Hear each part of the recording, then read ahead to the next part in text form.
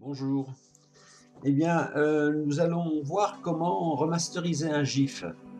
Souvent, les GIFs sont de petite définition, de mauvaise qualité, et tant que ça reste en petit, ça va, mais dès que l'on veut l'intégrer dans un montage vidéo, souvent, c'est pas très joli. Je vais vous proposer de remasteriser le GIF. Ça sera quand même un petit peu amélioré, mais c'est pas parfait. Pour que ça soit parfait, il faudrait créer soi-même son GIF avec une haute définition. Comment on va procéder? Et l'avantage avec Bufftittler, c'est qu'il y a une propriété dans le calque image. Le GIF en permanence, comme le plasma par exemple, fonctionne tout le temps, même quand la lecture est arrêtée.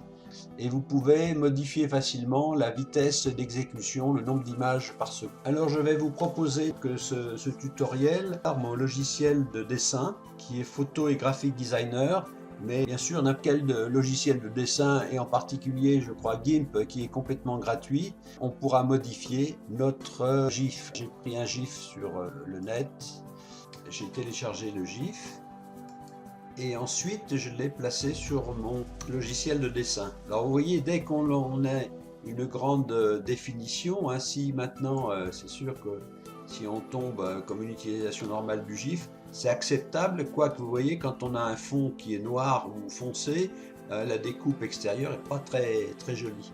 Alors on va essayer d'arranger tout cela. Et moi je vais remettre, je vais augmenter mon zoom ici pour pouvoir travailler. 300 de zoom, voilà. Donc notre GIF est importé et voilà toutes les frames qui sont ici. Alors première chose à faire, enfin sur mon logiciel, mais disons qu'il y a pas mal de similitudes entre les logiciels de dessin, on va bien sûr tout ouvrir les frames pour pouvoir les travailler. On va exporter chaque frame pour pouvoir, avec un masque, faire un contour propre de chaque image. L'inconvénient de ce système aussi, comme on va découper, la grandeur de l'image PNG va être légèrement modifiée.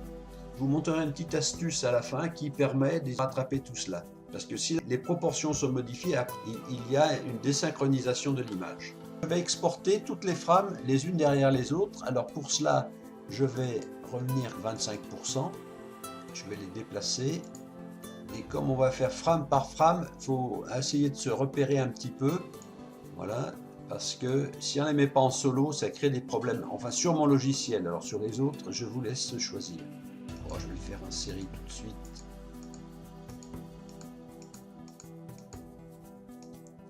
Alors ici, on va donc mettre en solo celle-ci, que l'on va mettre à côté de l'autre à peu près. Voilà, la suivante. Alors, si vous voulez vous entraîner avant, je vous conseille de le faire avec un GIF qui comporte que quelques images. 3, 4, 5 images, ça suffit. De toute façon, pour faire un essai, ça suffit. Voilà. Alors, et ainsi de suite. Alors que je vais peut-être arrêter la vidéo là. Alors voilà, là j'ai fini de déplacer toutes mes images et je vais maintenant les visualiser. On va ouvrir toutes nos frames pour que l'on puisse les visualiser. Alors vous voyez, je les ai mises après la suite et on va recréer une image avec toutes nos frames qui sont dans la bonne dimension.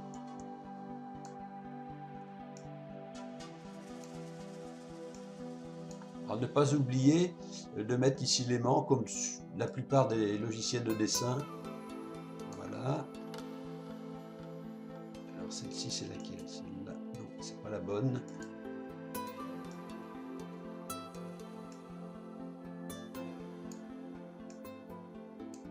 On va vérifier qu'elles sont bien en place quand même.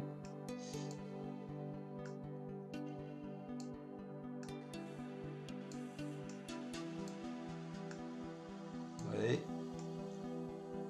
les frames se suivent bien toutes. Voilà, c'est bien. Alors maintenant, on va les grouper. Mon logiciel, je sélectionne les photos qui m'intéressent tout ensemble et je vais les grouper. Alors je vais dans Arranger, Grouper. Voilà, mon groupe est ici. Si je l'ouvre, j'ai toutes mes photos qui sont ici. Voilà, indépendantes des autres. Bon, je continue de supprimer et je vais couper peut-être la vidéo pour pas que ça dure trop longtemps.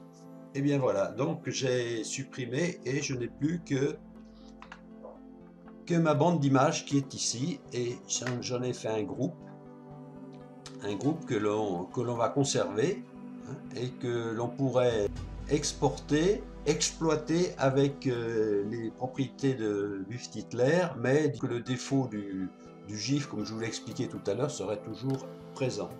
Ceci, je vais le copier, dupliquer, et ça, je vais l'appeler par exemple GIF original. GIF original. Pourquoi je le fais ça? C'est que on risque d'avoir une diminution des dimensions de l'image et ça perturberait après notre GIF. Donc ce GIF, on va le mettre de côté. Il est ici.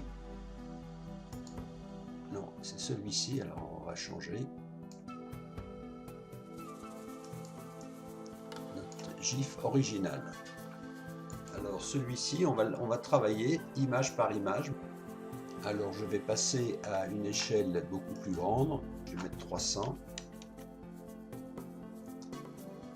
Et je vais avoir image par image. En principe, c'est celle-ci la première, vous voyez, ça tombe bien. On va créer un masque. Je vais être un petit peu rapide, je vais pas trop peaufiner, parce que j'ai déjà des exemples. Voilà. Faut partir à l'intérieur pour ne pas avoir à nouveau les pixels qui sont indéfinis et qui donnent un mauvais rendu.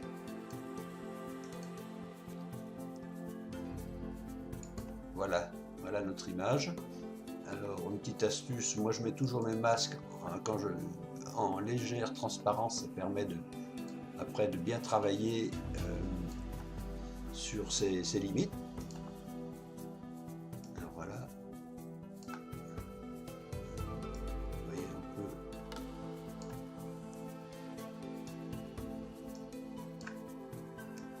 Si la forme qui est là, je la redescends ici avec la photo correspondante, je groupe les deux, voilà, et je viens dans arranger, combiner les formes et croiser les formes. Et là vous voyez, donc notre découpe est franche. Alors si on y met un petit peu d'attention, on fait du très bon boulot. Alors le problème, c'est que là pour tout réaliser, j'ai mis à peu près 1h30 à peu près. Je pense que vous avez compris le système ici. Je vais changer notre groupe là par un que j'ai préparé pour accélérer un peu le tutoriel. Alors je reviens ici à 25. Et pour chaque image, vous faites la même chose. Donc ensuite, toutes les photos qui seront là, donc ce seront des photos modifiées dans cette série-là. Et là, on a le GIF original en dessous. Alors, pour éviter justement cette déformation, la déformation générale du strip qui nous gênerait après par la suite, hein, on va copier tout ce groupe, on va le placer sur le GIF original. C'est une petite astuce. Voilà. On place sur le GIF original. Donc là, comme on en a modifié qu'une, il n'y a pas trop de décalage, mais vous aurez peut-être un petit peu de décalage. Et ensuite, le GIF original dessous, vous le mettez en transparence complète. Ce qui fait que le cadre de transparence aura la bonne dimension avec les images modifiées au milieu. Et il suffit maintenant d'exporter les deux groupes en PNG, et là si je clique sur les séries Dents de la Mer, on exporte et on a la bonne série. C'est une image qui comporte toutes les images du GIF. Comment pratique-t-on pour l'intégrer dans Buff-Titler? Ouvrir un montage Buff-Titler, nouveau montage, on va un plasma simple, plasma Caribbean, ouvrir, ajouter un calque-image qui est là. Je vais mettre la série des Dents de la Mer que l'on vient de créer. On va ouvrir, voilà ce que ça donne.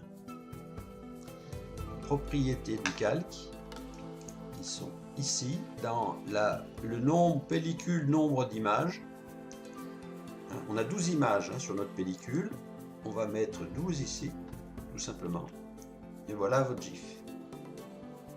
Et le gros avantage, vous voyez, c'est qu'il fonctionne comme un plasma en permanence. Il n'y a pas besoin que la lecture soit active. La lecture, vous l'arrêtez, ça fonctionne tout le temps. Alors, vous pouvez éventuellement modifier la vitesse et le nombre d'images par seconde.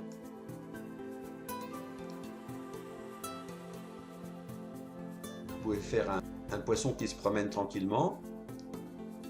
Et puis, si vous voulez qu'il soit un peu plus excité, il suffit d'augmenter. J'espère que vous avez compris. Et je vous remercie d'avoir suivi ce petit tuto. Eh bien, bonne journée et à bientôt. Au revoir, merci.